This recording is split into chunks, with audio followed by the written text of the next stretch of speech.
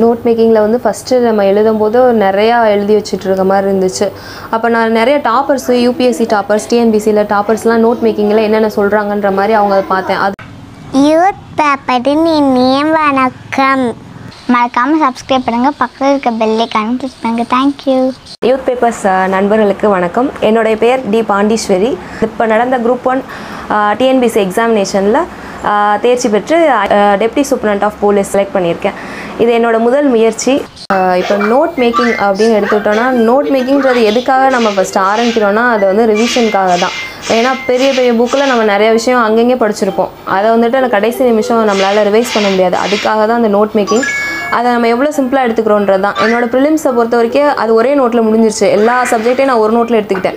ஏன்னா என்னால் அந்த டயத்தில் வந்துட்டு ஒரு கடைசியில் வந்து ரிவிஷன் பண்ணும்போது அந்த ஒரு நோட் பார்த்தா போதுன்ற மாதிரி நிறைய விஷயத்தை எடுத்து கம்பேர் பண்ணாமல் சிம்பிளாக என்னென்ன விஷயன்றது மட்டும் ரொம்ப இம்பார்ட்டண்ட்டானதாக தான் எடுத்து வச்சுக்கிட்டேன். ரொம்ப ப்ரிலிம்ஸை பொறுத்த வரைக்கும் படிக்கிறது தான். அதிகமான புக்ஸு ரொம்ப கம்மியாக தான் நோட் மேக்கிங்கிறதுக்கு ப்ளே பண்ணுச்சு. பட் மெயின்ஸை பொறுத்த வரைக்கும் வந்து தனியாக நோட் போட்டு சிலபஸ் வைஸாக வந்துட்டு கவர் பண்ண ஆரம்பித்தேன். ஃபஸ்ட்லேருந்து ஒவ்வொரு இதுக்கும் வந்துட்டு ஏன்னா ஒரே சோர்ஸ்லேருந்து நம்ம படிக்க மாட்டோம். அங்கேருந்து நிறைய விஷயத்தை எடுத்துக்குவோம். இப்போ ஸ்பெக்ட்ரம்லேருந்து படிச்சிருப்பேன், அதே விஷயத்தை வந்துட்டு ஸ்கூல் புக்லேருந்தும் படிச்சிருப்பேன்.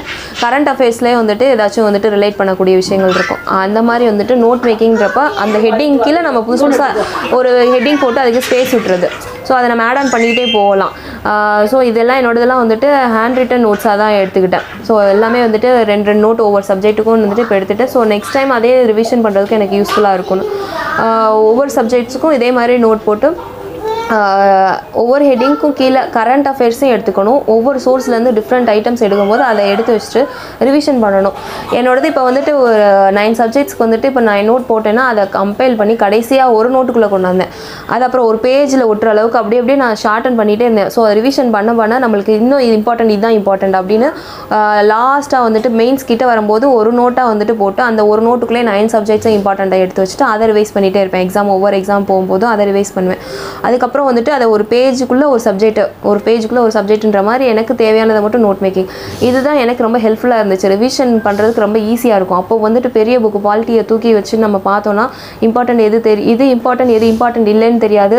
நம்மளுக்கு அப்போ கொஞ்சம் கஷ்டமாக இருக்கும். அந்த ஈஸியாக ஆக்குறதுக்காக தான் அந்த நோட் மேக்கிங். அதை நோட் மேக்கிங்கே நம்ம கஷ்டமாக்குற மாதிரி நிறையா வந்து எடுத்து வச்சுக்கூடாது. சிம்பிளாக எடுத்து வச்சுக்கணும். பார்த்தோன்னே புரிகிற மாதிரி எழுதி வச்சுக்கணும். நமக்கு புரிஞ்சால் போதும், அடுத்தவங்களுக்கு புரியுற அளவுக்கு இல்லாமல். நோட் மேக்கிங்கில் வந்து ஃபஸ்ட்டு நம்ம எழுதும்போது நிறையா எழுதி வச்சுட்டு இருக்க மாதிரி இருந்துச்சு.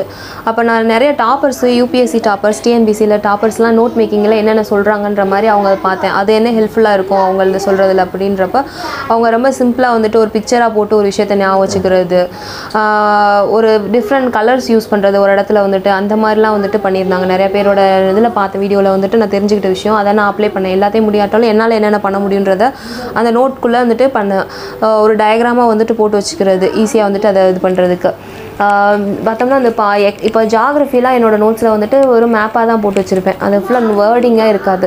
அதுக்கப்புறம் வந்துட்டு எக்கனாமிலே இந்த மாதிரி ஒவ்வொரு ஹெட்டிங் கீழே வந்துட்டு இந்த மாதிரி சார்ட் போட்டு வச்சுக்கிறது, வந்துட்டு பார் டயக்ராம்ஸு அதெல்லாம் நம்ம நோட் மேக்கிங்லேயே பார்க்கணும். திரும்ப அதை பார்க்கணும், திரும்ப அதை வரைஞ்சி பார்க்கணும். அதை அப்படியே தான் எக்ஸாம் எழுதும்போதும் நம்மளோட டெஸ்ட் சீரீஸ்லேயே அப்ளை பண்ணும்போது தான் நம்ம மெயின்ஸில் கொண்டு போய் சேர்க்க முடியும். டேரெக்டாக நம்ம அதை போய் அங்கே நான் செஞ்சிருவேன் அப்படின்னு நம்ம எதையும் நினைக்க முடியாது. அதுதான் நோட் மேக்கிங்கில் பண்ணுறதை நம்ம அப்ளை பண்ணுறதுக்கு டெஸ்ட் சீரீஸில் அப்ளை பண்ணணும். ரிப்பீட்டடாக வந்துட்டு அதை நம்ம ப்ராக்டிஸ் பண்ணணும். அந்த நோட் மேக்கிங்கில் நம்ம என்னென்ன கொண்டாந்துருக்கோம், நம்ம என்னென்னலாம் எடுத்தோம், அதை நம்ம எவ்வளோ அப்ளை பண்ண முடியுதுன்னு. எடுத்தது எல்லாத்தையும் அப்ளை பண்ண முடியாது, ஆனால் மேக்ஸிமம் எவ்வளோ முடியுமோ அதெல்லாம் பண்ணணும் சார். நோட் மேக்கிங் வந்துட்டு நம்ம எப்படிலாம் வந்துட்டு அதை ஸ்மார்ட்டாக வந்துட்டு சிம்பிளாக வந்து அந்த நோட் மேக்கிங் எப்படி பண்ணலாம் அப்படின்னு பார்க்கும்போது நிறையா ஆரம்பத்தில் வந்துட்டு நான் எழுதுனதை ஃபுல்லாத்தையும் வந்துட்டு இப்போ ஒரு விஷயம் வந்துட்டு இப்போ ஃபண்டமெண்டல் டியூட்டிஸ் அப்படின்றப்ப வந்துட்டு அதை ஏபிசிடி அப்படின்ற ஒரு ஏ அப்படின்னா என்ன ஞாபகம் வச்சுக்கிற அளவுக்கு அந்த மாதிரி சிம்பிளாக வந்துட்டு நான் எடுத்துக்கிட்டேன். அபைட் த கான்ஸ்டியூஷன் அப்படின்னா ஏ அப்படின்ற மாதிரி வந்து சிம்பிளாக ஒவ்வொரு லெட்டருக்கு இது அப்படின்ற மாதிரி ஒவ்வொரு விஷயத்தையும் இன்னும் சிறுசாக ஆரம்பித்தேன். நான் நினச்சோன்னே வந்துட்டு அதை ஞாபகம் வரதுக்கு அந்த விஷயத்தை எவ்வளோ சிம்பிளாக வந்துட்டு நம்ம ஞாபகம் வச்சுக்க முடியுன்ற மாதிரி தான் வந்துட்டு என்னோடய நோட் மேக்கிங்கில் வந்துட்டு சிம்பிளாக வந்துட்டு அதை பண்ண ஆரம்பிச்சது தான்.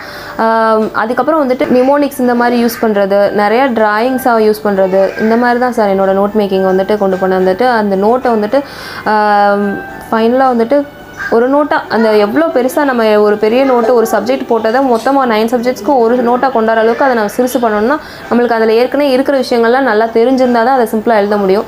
அந்த மாதிரி வந்துட்டு நம்மளுக்கு அந்த ரிப்பீட்டடாக ரிவிஷனுக்கு ஹெல்ப்ஃபுல்லாக இருக்கிற மாதிரி அந்த நோட் மேக்கிங்கை நம்ம வந்து வச்சுக்கணும். அது வேஸ்ட்டாக வச்சுக்கக்கூடாது.